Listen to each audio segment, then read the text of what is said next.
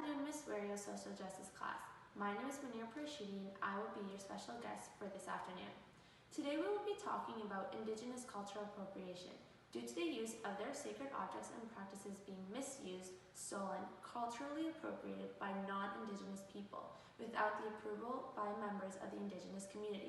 I will be talking about the cultural appropriation of these Indigenous objects.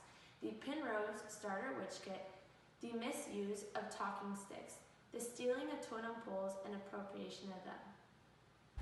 Earlier this year, Sephora planned to sell a starter witch kit from a perfume brand called Pinrose, priced at $42, which included a deck of tarot cards, a rose quartz crystal, a bundle of white sage, and several Pinrose fragrances. A woman named Herstick explained that, to her, the starter witch kit felt like cultural appropriation because there's no information or context to honor the people this practice and herb comes from.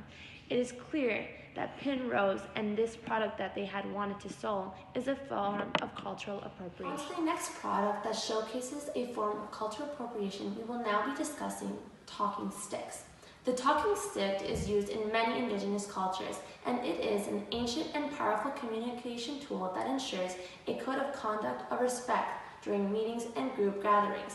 The person holding the stick, and only that person, is designated as having the right to speak. Conducting my research, I was able to come across a group of people that had asked Indigenous friends to use the talking stick to help connect people to one another and to begin dialogue through listening.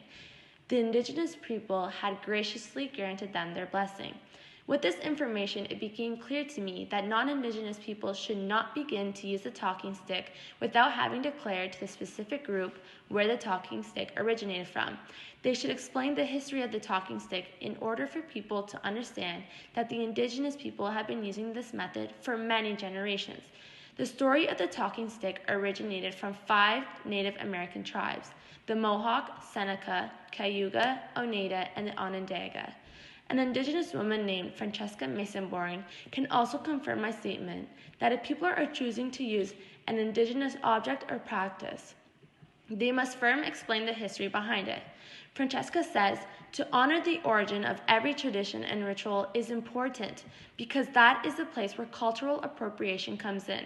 If I do not credit the roots of the ritual, I am stealing.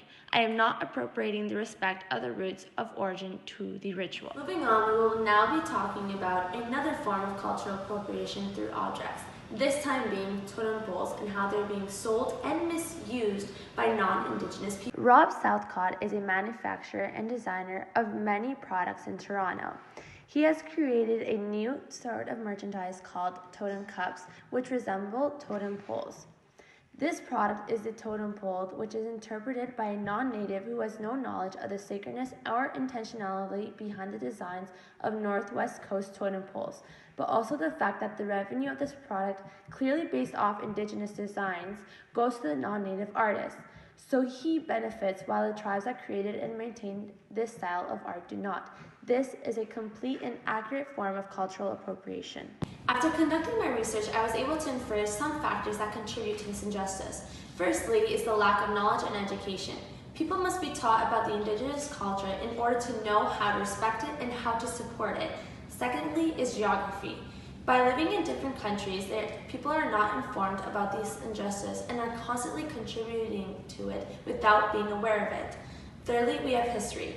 During the years 1884 to 1951, the potluck ban in Canada resulted in many Indigenous belongings being sold and placed in museums. Thus, people were able to view the designs and objects and copy them without knowing that they were disrespecting the Indigenous culture. Lastly, we have income. Many people look towards Indigenous objects and create knockoffs as a source of income. Justice disobeys the Catholic social teachings of human dignity and solidarity.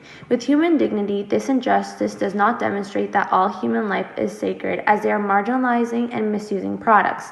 People are degrading the culture and are not recognizing their dignity. With solidarity, it is the glue that binds everyone together. It brings equality between people and nations. People who participate in this injustice tear this glue that we must have, which causes a distinct separation between society and the Indigenous people.